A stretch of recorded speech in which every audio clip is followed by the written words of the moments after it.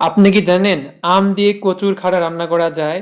আপনারা তো কচু অনেকভাবেই খেয়েছেন, কিন্তু কখনো কি আম দিয়ে খেয়েছেন? যদি না খেয়ে থাকেন তাহলে এই ভিডিওটা শুধুমাত্র আপনার জন্য। তো চলেন শুরু করা যাক। প্রথমেই আমি এখানে চলে আসলাম আমার কচু বাগানে। মানে আমি কচুগুলো লাগিয়েছিলাম আজ থেকে প্রায় 2 মাস আগে। তো এগুলা দেখি বড় হয়ে গেছে, তো আম্মু বলতেছিল কি যে এগুলা রান্না করতে হবে। তো আমি কচুগুলো সংগ্রহ করার জন্য একটা ঝুড়ি এবং একটা ছুরি নিয়ে চলে এসেছি। তো আমি এখন কচুগুলো দেখতে পাচ্ছেন অনেক বড় হয়ে গেছে। তো এগুলো এখন আমি আস্তে আস্তে সবগুলাই কেটে নিব।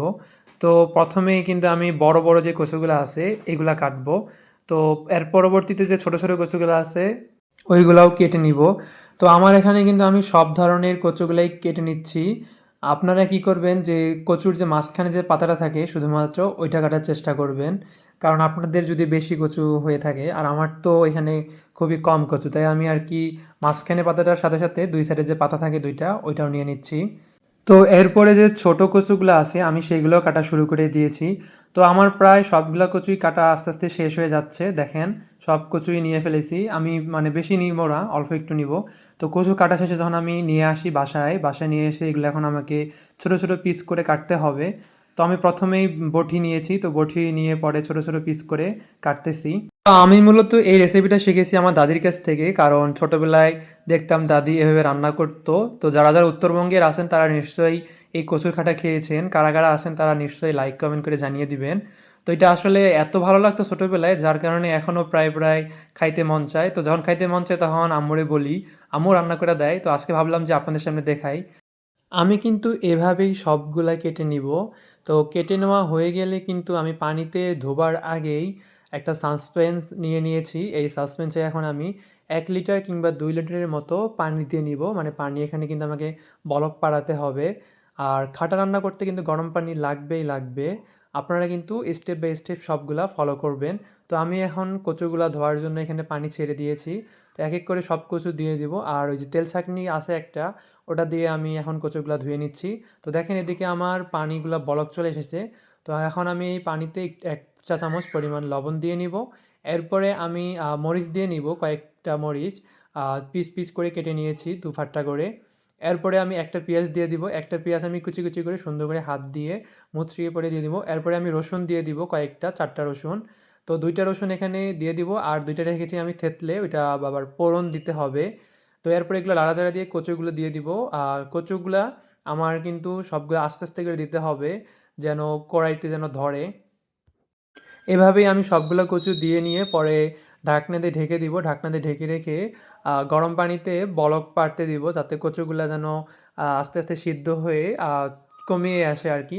এরপরে যখন দেখব যে কমিয়ে আসতেছে তখন আমি একটু লাড়াচাড়া দিয়ে নিব। তো লাড়াচাড়া দেওয়ার সময় আমি ভালো করে উল্টিয়ে পাল্টিয়ে সব দিক দিয়ে লাড়াচাড়া দিয়ে নিব, এবং সিদ্ধ হতে থাকবে। সিদ্ধ হতে যখন কচুগুলা একেবারে আর কি নরম হয়ে আসবে, তখন আমি আবার এখানে একটা আম দিয়ে নিব। তো দেখতে পাচ্ছ আমি একটা আম নিয়েছি। আমটা আমি আহ, কয়েক পিস করে কেটে নিয়েছি। তো আপনারা স্বাদ অনুযায়ী আম দিয়ে দিবেন। আম দেওয়ার পর দেখবেন কচুর কালারটা চেঞ্জ হয়ে আসবে।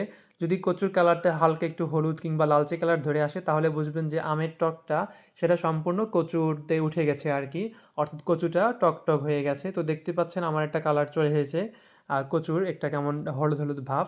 তার মানে আমের যে টকটা সম্পূর্ণ এটা কচুতে উঠে গেছে আর কি।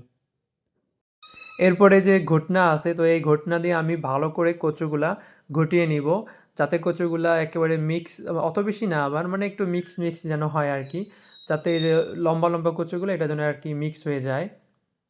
আপনাদের কাছে রেসিপিটা যদি ভালো লাগে তাহলে যদি এখনও কোনো লাইক দিয়ে না থাকেন ভিডিওটিতে, তাহলে একটা লাইক দিয়ে নেবেন। তো আমি এখন কি করব যে ফোড়ন দিতে হবে। ফোড়নের জন্য আমি একটা কড়াই নিয়ে নিব, সেই কড়াইয়ে আমি সয়াবিন তেল দিয়ে দিব। তেল দেওয়ার পর পেঁয়াজ দিয়ে রসুন দিয়ে দিব। এই খাটার মধ্যে কিন্তু পোড়ন লাগে, কারণ এই খাটাটাকে দ্বিগুণ স্বাদে রূপান্তরিত করতে কিন্তু পোড়নের দরকার হয়। তো আমি এখানে পেঁয়াজ দিয়ে দিব হালকা, একটা বা একটার অর্ধেক যে পেঁয়াজ এটা দিয়ে দিব। এরপরে রসুন দিয়ে দিব, রসুন আমি এখানে কুচি কুচি করে কেটেছি। তো এগুলো আমি একেবারে লালচে কালার করে ভেজে নিব আস্তে আস্তে। আর আজকে আমার এই রেসিপিটা কে কোন জেলা থেকে দেখতেছেন তারা নিশ্চয়ই কমেন্টের মাধ্যমে জানিয়ে দিয়েন, তাহলে আমি জানতে পারবো যে আমার রেসিপিটা বিভিন্ন জেলার মানুষ থেকে বিভিন্নজন দেখতেছে। আপনারা আপনাদের জেলার নামটা নিচের কমেন্ট বক্সে লিখে দিয়েন। তো এটা দেখেন একেবারে আমার পোড়নটা লাল হয়ে আসতেছে। তো এখন আমি এটা এখন দিয়ে দিব খাটার মধ্যে, গরম গরমই একেবারে চুলা থেকে উঠিয়ে দিয়ে দিব। তো এতে কিন্তু স্বাদ একেবারে আরও দ্বিগুণ হয়ে যায়।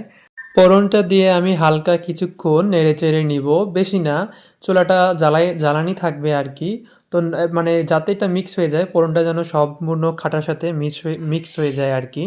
তো এটা যখন মিক্স হয়ে যাবে তখন আমি চুলাটা অফ করে নামিয়ে নিব। এরপরে আমি ভাত বেড়ে নিব, কারণ এত সুন্দর একটা রেসিপি রান্না করলাম, মানে আমার সাথে সাথেই খাইতে মন চাইতেছে। তাই আর কি আপনাদের একটু খেয়ে দেখালাম যে আসলে কেমন হয়েছে এবং এগুলো কি সত্যি খাওয়া যায় কি না। অনেকের মনে হয়তো প্রশ্ন থাকতে পারে যে শুধু রান্না করেছে কিন্তু আসলে খাওয়া যাবে না। তার জন্যই আর কি আমি আপনাদেরকে খেয়ে দেখালাম।